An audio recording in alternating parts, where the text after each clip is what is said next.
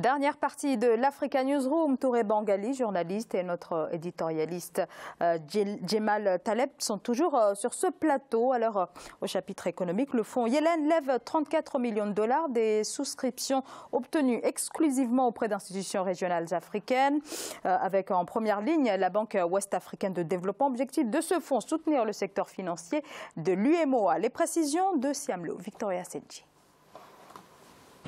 Au terme d'un closing initial tenu ce 2 juillet 2017, la société de gestion Yellen Capital, mise en place par le capital investisseur Coris Management et ses partenaires, a levé plus de 19 milliards de francs CFA pour le compte de Yellen Financial Fund, son fonds d'investissement dédié au secteur financier dans l'Union économique et monétaire ouest-africaine.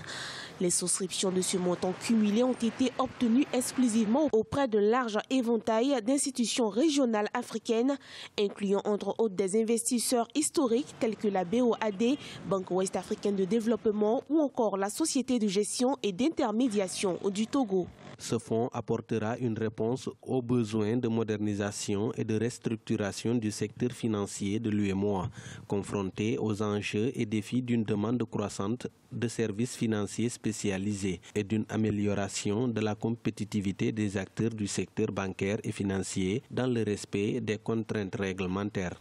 Avec ce closing initial, Yellen Financial Fund prévoit investir entre 1 milliard et près de 10 milliards de francs CFA en capital et quasi-capital par société. En premier closing, à environ 50 milliards de francs CFA sera lancé à la fin de l'année 2017 pour un capital total d'environ 99 milliards de francs CFA à déployer d'ici la fin en 2018. Il faut que Yellen Capital puisse réellement avoir un choix très suivi, faire de bons choix dans les entreprises qu'elle compte financer. Il faudra que son apport dans ces différents secteurs-là soit un apport qui soit visible, un apport positif. Des résultats doivent être mis au devant pour effectivement renforcer son portefeuille, renforcer sa crédibilité.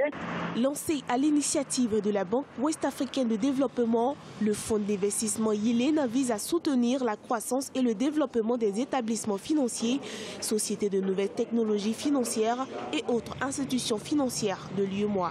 En juin 2017, le fonds avait déjà remporté l'appel d'offres international visant à lever et gérer un fonds d'environ 99 milliards de francs CFA pour le compte de la Banque ouest-africaine de développement.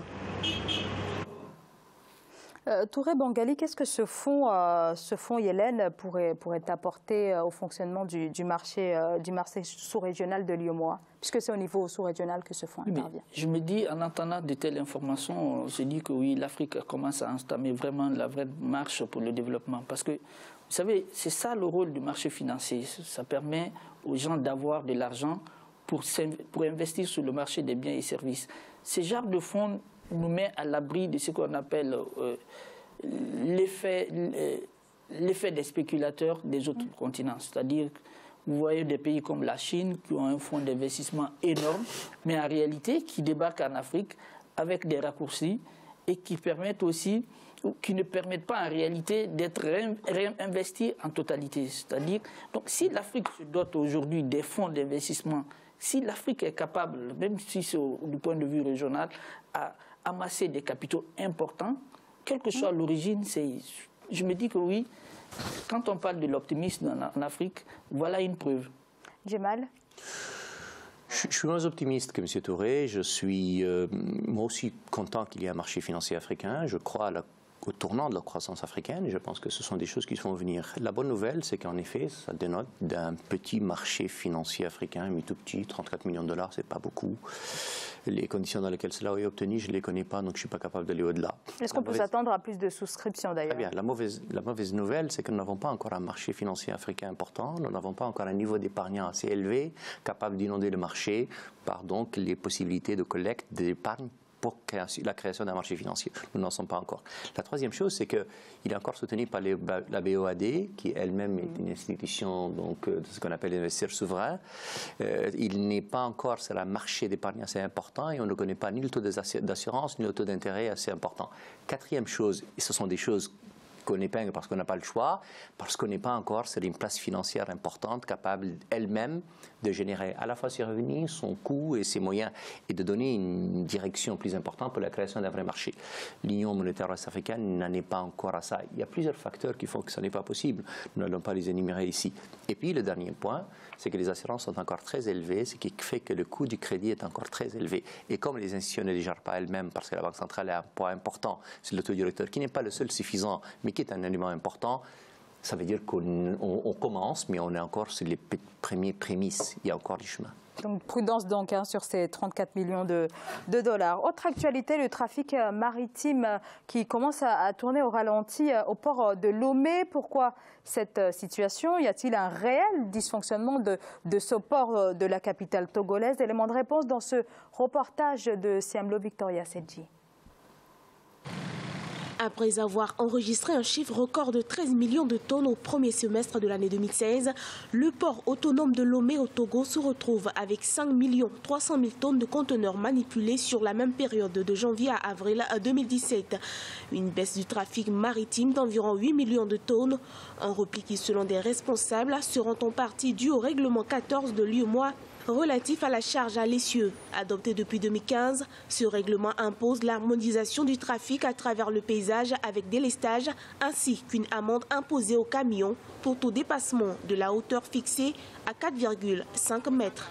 Ce règlement 14, c'est pour le bien du pays, c'est pour le bien des transporteurs. Mais ils pensent que c'est en surchargeant leurs camions qu'ils gagneront plus. Et cela nous a vraiment pénalisés.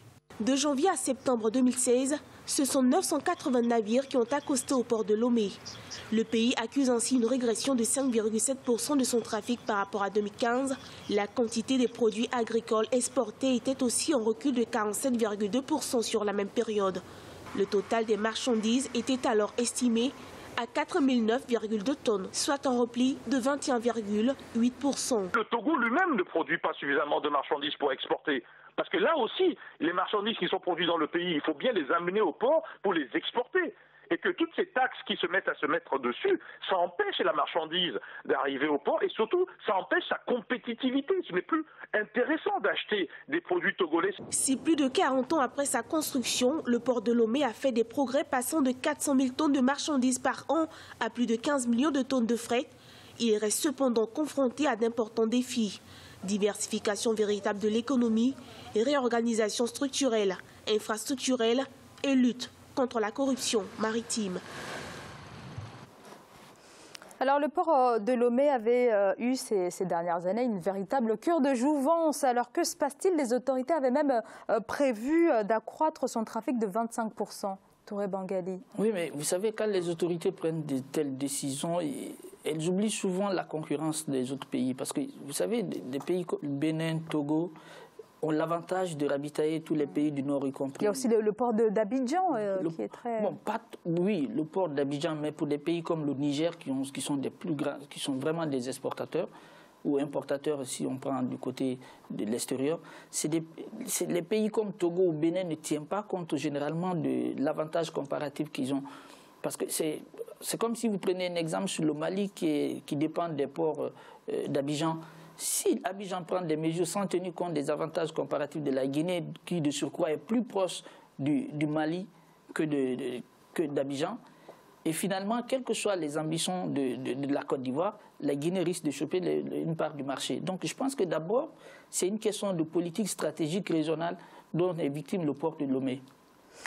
Djemal, est-ce que cette situation peut être aussi la conséquence d'un problème d'aménagement? On sait que ce port ne peut pas accueillir des bateaux qui sont toujours plus gros. On sait que, par exemple, celui de Cotonou est le seul à avoir 4 portiques. Est-ce que ça peut être ça, un problème d'aménagement? Il y a forcément un problème. Le port de Lomé est un port phare dans notre région. Moi, je suis d'Afrique de l'Ouest aussi. Et donc, il est le port de référence dans la région. Il passe de 4 millions à 15 millions et de 13 à 5, c'est qu'il y a un souci, clairement. Est-ce que le souci est lié à la compétitivité? Est-ce qu'il est lié à une taxation supplémentaire? Est-ce qu'il est lié à un problème réel de capacité, comme vous auquel vous faites allusion. C'est difficile d'imaginer parce que ces dernières années, il a fonctionné et bien fonctionné, ça ne l'a pas empêché. Ça veut dire que l'explication, elle est probablement ailleurs. Est-ce que les procédures d'import, d'export ont trouvé un élément? Je ne suis malheureusement pas capable de trouver un élément d'information parce que je n'en dispose hélas pas du tout, mais il est clair que l'interrogation est réelle. Et encore une fois, vous imaginez le Togo sans son port avec sa capacité d'export-import, ça poserait un vrai problème au pays, de mon point de vue. Alors justement, ce port a été construit en 1967, pardonnez-moi. Quel bilan dressé 50 ans plus tard? Quel est son poids dans l'économie togolaise? Mais il a dit, vous savez, le Togo, c'est un pays dont les infrastructures, à mon avis, portuaires répondent vraiment aux normes. Parce que, comme il a dit, on ne peut pas passer de ce cap à une autre cap, doubler les chiffres d'affaires si on ne répond pas aux normes. Et de l'autre côté, on peut dire que le bilan est positif. Peut-être le problème qui se pose aujourd'hui, il est conjoncturel, comme je l'ai rappelé au début de mon intervention. Pour moi, ce genre de problème ne peut relever que de la conjoncture économique. Si les capacités existent et que l'activité économique est dense, quelle que soit la législation, en tenant compte évidemment des avantages comparatifs, parce que ceux qui importent dans les pays comme le Burkina et le Niger tiennent compte toujours de ces avantages comparatifs. Si tous ces éléments sont là, peut-être qu'ils pourront surmonter ces difficultés qui me semblent être conjoncturelles. Parce que lorsque vous avez les capacités, c'est comme un investissement. Lorsque vous investissez, vous croyez à votre investissement, vous croyez aux éléments que vous disposez, vous ne pouvez pas craindre à long terme s'il y a une relance de l'activité économique. Maintenant, s'il y a une récession et tout ça, ça appartient aux États de trouver comme on dit, de résoudre ces chocs qui sont, à mon avis, temporels. Mais en réalité, comme on ne peut pas dire que le port de Togo n'a pas les normes vraiment requises pour être aussi compétitif que ça, dans le monde même. Très bien. Alors, c'est la fin de l'Africa Newsroom. Rendez-vous demain avec un dossier entièrement consacré à la Cour de répression de l'enrichissement illicite, une juridiction spéciale très controversée au Sénégal, plus de 30 ans après sa création. Touré Bangali, merci d'avoir été avec nous. Merci à vous et merci à tous ceux qui ont pris le temps de nous suivre, y compris les téléspectateurs du Burkina Faso. Merci beaucoup à vous également, Jemal Taleb, pour votre expertise tout au long de cette émission. Merci pour le mot expertise et merci à ceux qui acceptent de nous regarder. Merci à vous également de nous avoir suivis. À très bientôt dans l'Africa Newsroom.